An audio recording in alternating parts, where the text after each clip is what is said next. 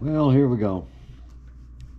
We're going to get on the subject of Ukrainian AVOV and some Marines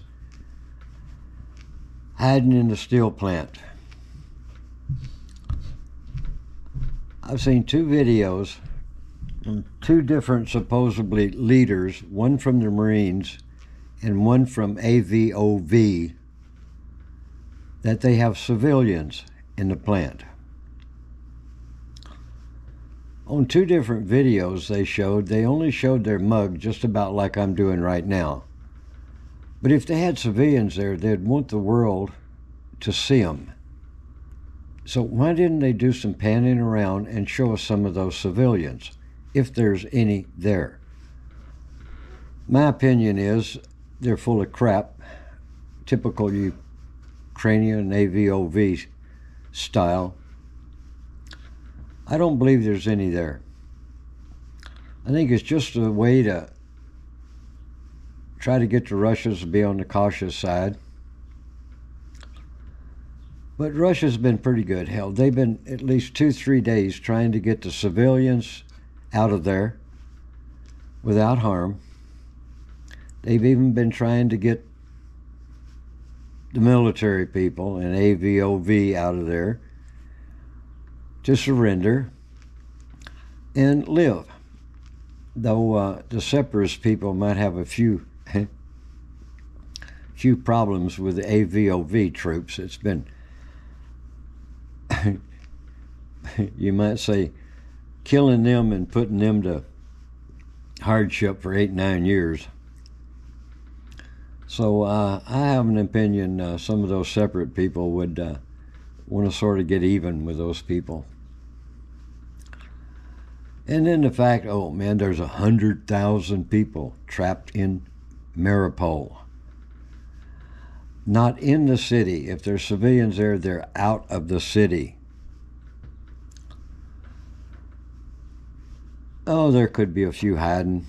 I'm not going to pass that up, but if they are, they need to get the hell out of there. If they were smart, they'd get out of there. Russia's given them a chance to do that. Matter of fact, Russia's been very patient for the past few days, I'll tell you that.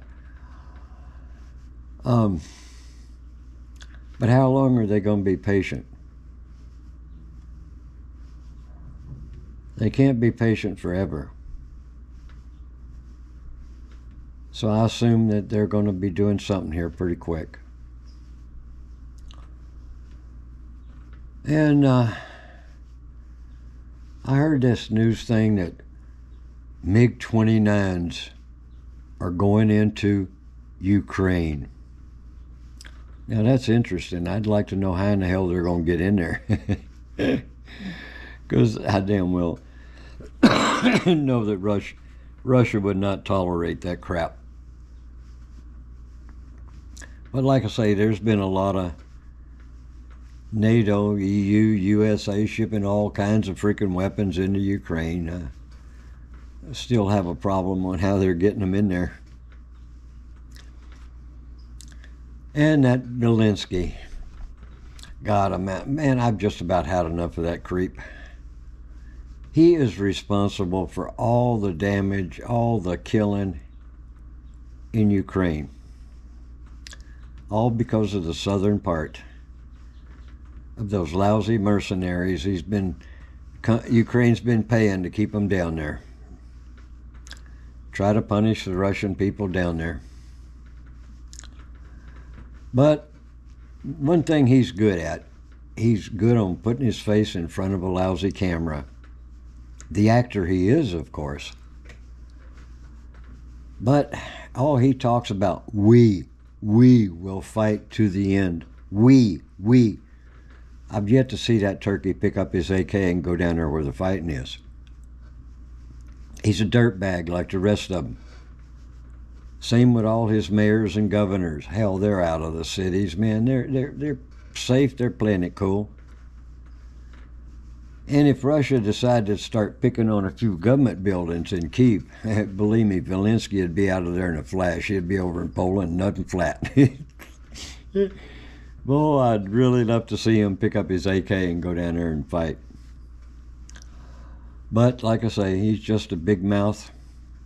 Spends more time in front of a camera trying to get the world involved in this crap. Which would be one of the worst mistakes that NATO, EU, and the USA could do. I mean, but they do keep it going. They do keep it going. I mean, like I say, the warmongers, the war machine manufacturers, man, they are making so many hundreds of billions of dollars out of this. Man, they are tickled shitless on how much money they're making. And as far as they're concerned, hell, destroying more of those weapons on either side, hell, we just keep supplying them. Hell, they don't care about nothing else. Just making all those billions of dollars off the poor little old working people doing all the fighting and dying. Oh my goodness gracious. I just love how the little people allow this to happen. But anyway, that's the way it's always been. Power and greed has always ruled the world. Probably always will. Only way it's going to stop is if those hundreds of millions of little people just decide to not show up for a war. It's like my old grandpappy used to say, Jimmy, if two countries, their leaders decided they were going to war and nobody showed up on either side, he said, I wonder what the two leaders would do. Would they pick up guns and go out there and try to kill each other? We doubt that. We know they wouldn't. Not in modern times. We haven't seen leaders actually fight probably for 15th, 16th century. Anyway, I'm out here, folks. We'll see how this steel plant thing works out.